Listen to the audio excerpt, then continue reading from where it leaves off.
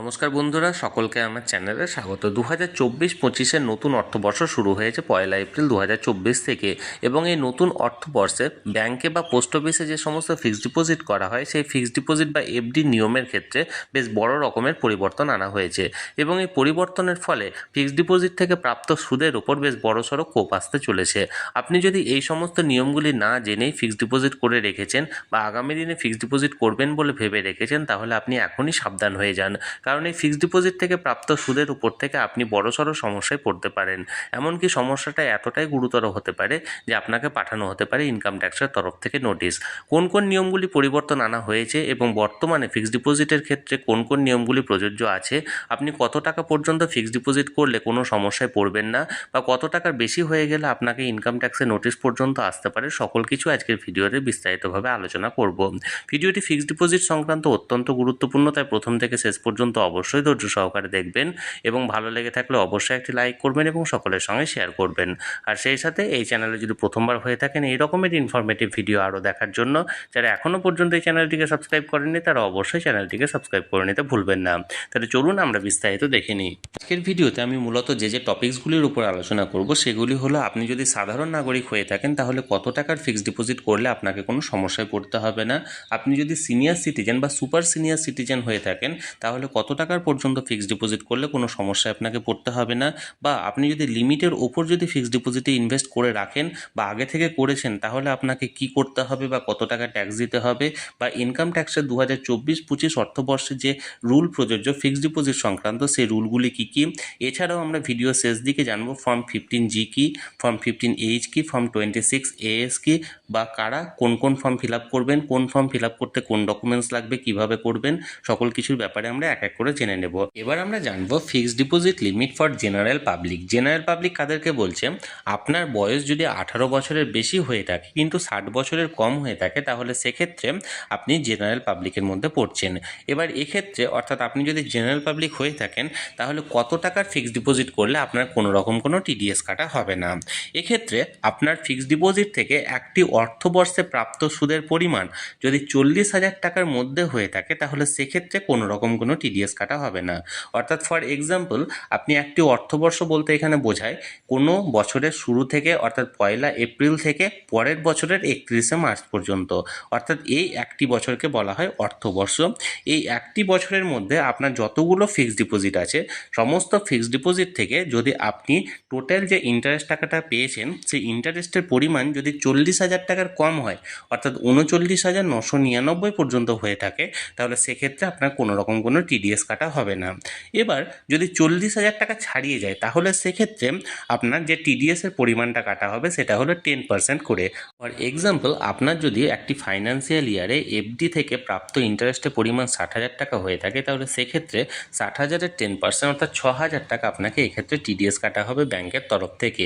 এবার অনেক ক্ষেত্রে আপনার একটি ফাইন্যান্সিয়াল ইয়ারে এফডি থেকে প্রাপ্ত সুদের পরিমাণ যদি 40,000 টাকা ছাড়িয়েও যায় তাহলে সেক্ষেত্রে কোনো টিডিএস কাটা হয় না, বা টিডিএস কাটা হলেও আপনি সেক্ষেত্রে রিফান্ড পেতে পারেন। এবং এগুলি কাদের ক্ষেত্রে প্রযোজ্য, এগুলি পেতে কী করতে হবে সব কিছুই নিয়ে আমি ভিডিওর পরবর্তী অংশে আপনাদের সঙ্গে আলোচনা করব।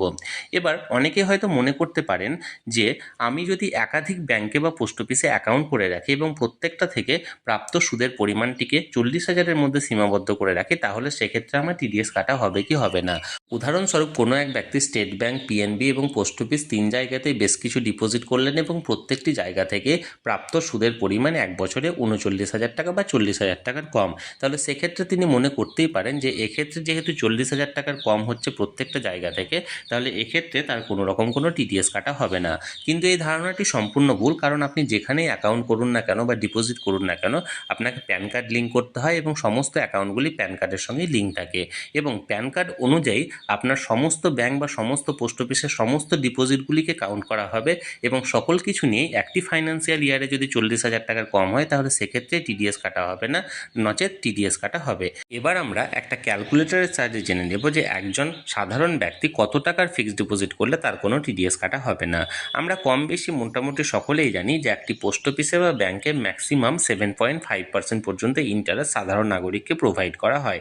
তাহলে এক্ষেত্রে 7.5% করে যদি ইন্টারেস্ট রেট প্রযোজ্য থাকে তাহলে এক বছরের ক্ষেত্রে আপনি যদি 5,10,000 টাকা পর্যন্ত এক্ষেত্রে সেভিংস করেন বা ফিক্সড ডিপোজিট করেন তাহলে সেক্ষেত্রে দেখুন এখানে নিচে দেওয়া আছে যে 5,10,000 টাকায় এস্টিমেটেড রিটার্ন হচ্ছে 39,339 টাকা, অর্থাৎ 1 বছরে এক্ষেত্রে আপনার প্রাপ্ত সুদের পরিমাণ হবে 39,339 টাকা, অর্থাৎ 40,000 টাকার কম। তাহলে সেক্ষেত্রে আপনার কোনো রকম কোনো টিডিএস কাটা হবে না, অর্থাৎ একজন জেনারেল পাবলিকের ক্ষেত্রে ম্যাক্সিমাম 5,10,000 টাকা পর্যন্ত সে যদি ফিক্সড ডিপোজিট করে থাকে তাহলে সেক্ষেত্রে তার কোনো রকম কোনো টিডিএস কাটা হবে। এবার আমরা জানবো fixed deposit limit for senior citizen. Senior citizen কারা? যাদের বয়স 60 বছরের বেশি তাদেরকে সিনিয়র সিটিজেন বলা হয়ে থাকে।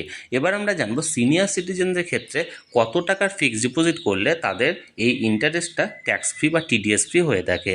এক্ষেত্রে সিনিয়র সিটিজেনদের ক্ষেত্রে একটি অতিরিক্ত সুযোগ দেওয়া হয়েছে, যেখানে সাধারণ নাগরিকদের টিডিএস ফ্রি ইন্টারেস্টের পরিমাণ 40,000 টাকা, সেখানে সিনিয়র সিটিজেনদের এখানে 10,000 টাকা অতিরিক্ত সুযোগ দেওয়া হয়েছে, অর্থাৎ তাদের ক্ষেত্রে 50,000 টাকা পর্যন্ত ইন্টারেস্টটা কিন্তু টিডিএস ফ্রি। এরপর অর্থাৎ 50,000 টাকার বেশি যদি ইন্টারেস্ট হয়ে থাকে তাহলে সেক্ষেত্রে 10% হারে টিডিএস কাটা হবে, এবং অনেক সময় 50,000 টাকা বেশি হলেও টিডিএস কাটা হয় না, এবং যদি টিডিএস কাটা হয়েও থাকে তাহলে সেক্ষেত্রে টিডিএসটা আবার রিফান্ডও পাওয়া যায়। এগুলি নিয়ে ভিডিওর পরবর্তী অংশে আমি আলোচনা করছি। এবার আমরা একটা ক্যালকুলেটরের সাহায্যে জানবো যে কত টাকার ফিক্সড ডিপোজিট যদি করেন একজন সিনিয়র সিটিজেন তাহলে সেক্ষেত্রে তার কোনো টিডিএস কাটা হবে না। একজন সিনিয়র সিটিজেনের ক্ষেত্রে ব্যাংকে বা পোস্ট অফিসে কম বেশি 8% করে সুদের হার প্রোভাইড করা হয়।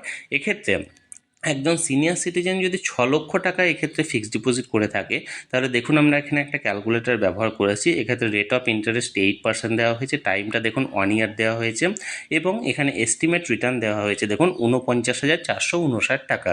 অর্থাৎ একজন সিনিয়র সিটিজেন ব্যাংকে বা পোস্ট অফিসে ফিক্সড ডিপোজিট করতে পারে 6 লক্ষ টাকা পর্যন্ত, যেক্ষেত্রে তার প্রাপ্ত 1 বছরের ইন্টারেস্ট 50,000 টাকার মধ্যে হবে, এবং এক্ষেত্রে কোনো টিডিএস কাটা হবে না।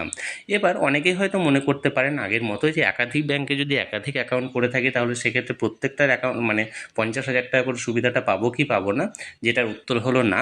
কারণ এক্ষেত্রে আপনাকে প্যান কার্ড লিঙ্ক করতে হবে, এবং প্যান কার্ড যেহেতু লিঙ্ক আছে সেহেতু আপনার সমস্ত অ্যাকাউন্ট সমস্ত ব্যাংকের একসঙ্গে ধরা হবে, এবং সমস্ত অ্যাকাউন্ট বিচার করে এক্ষেত্রে ইন্টারেস্টের পরিমাণটা কিন্তু এখানে ধরা হবে। এবার আমরা জানবো একজন সাধারণ পাবলিক যার ইন্টারেস্ট থেকে অর্থাৎ ফিক্সড ডিপোজিট থেকে প্রাপ্ত ইন্টারেস্ট একটি ফাইন্যান্সিয়াল ইয়ারে 40,000 টাকা অনেকটাই বেশি, কিন্তু তিনি চাইছেন কোনো রকম কোনো টিডিএস না কাটুক বা কোনো রকম কোনো ট্যাক্স না কাটুক, তাহলে সেক্ষেত্রে সেই সাধারণ পাবলিকের কী করণীয়?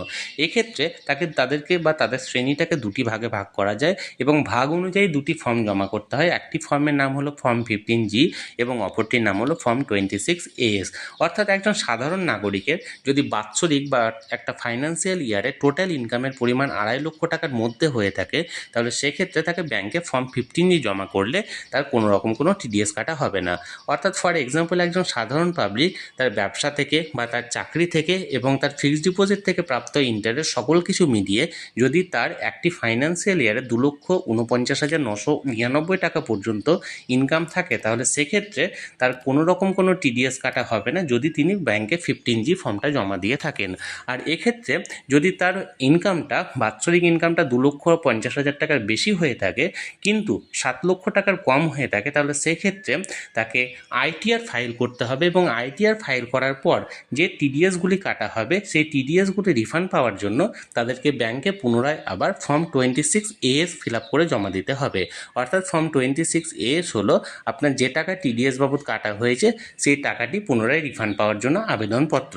অর্থাৎ আপনার যদি 2.5 লক্ষ টাকার মধ্যে ইনকাম হয়ে থাকে তাহলে সেক্ষেত্রে ফর্ম 15 জমা করলে ব্যাংকের তরফ থেকে টিডিএস কাটা হবে না, কিন্তু 2.5 লক্ষর বেশি হলো কিন্তু 7 লক্ষর কম হলো তাহলে সেক্ষেত্রে আইটিআর ফাইল করার পর আপনাকে ব্যাংকে ফর্ম 26AS জমা করতে হবে।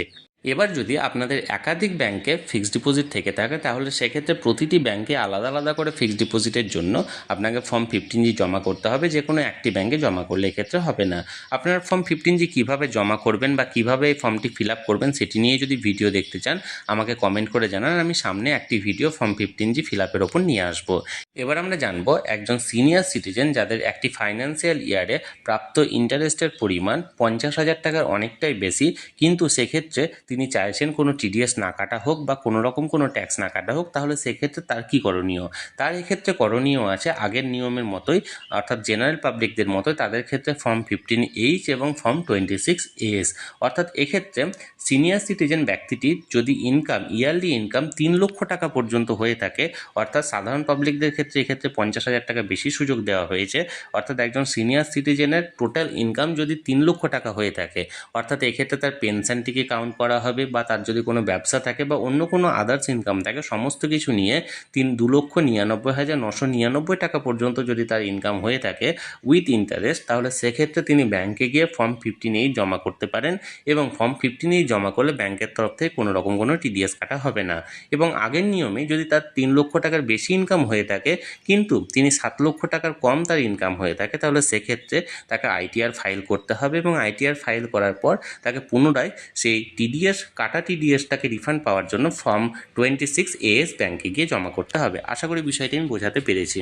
অর্থাৎ একজন জেনারেল পাবলিকের একটি ফাইন্যান্সিয়াল ইয়ারে টোটাল ইনকাম 2.5 লক্ষের মধ্যে হয়ে থাকলে তাকে ফর্ম 15G ব্যাংকে জমা করতে হবে এবং একজন সিনিয়র সিটিজেনের টোটাল ইনকাম 3 লক্ষর মধ্যে হয়ে থাকলে তাকে ফর্ম 15H জমা করতে হবে। এবং উভয়ের ক্ষেত্রে যদি টোটাল ইনকাম 2.5 লক্ষ টাকা ছাড়িয়ে যায় বা 3 লক্ষ টাকা ছাড়িয়ে যায়, তাহলে সেক্ষেত্রে উভয়কে আইটিআর ফাইল করার পর তাদেরকে ফর্ম 26AS জমা করতে হবে, অর্থাৎ যে টিডিএসটা ব্যাংকের তরফ থেকে কাটা হয়েছে সেই টিডিএসটা রিফান্ড পাওয়ার জন্য। বন্ধুরা, আমি ফিক্সড ডিপোজিট সংক্রান্ত একটি বিস্তারিত আইডিয়া আপনাদের দেওয়ার চেষ্টা করলাম। এই নিয়ে যদি কোনো আপনাদের মতামত বা কোনো প্রশ্ন থাকে অবশ্যই কমেন্ট করে জানান। আমি চেষ্টা করব আপনাদের সকলের প্রশ্নের যথাযথ উত্তর দেওয়ার।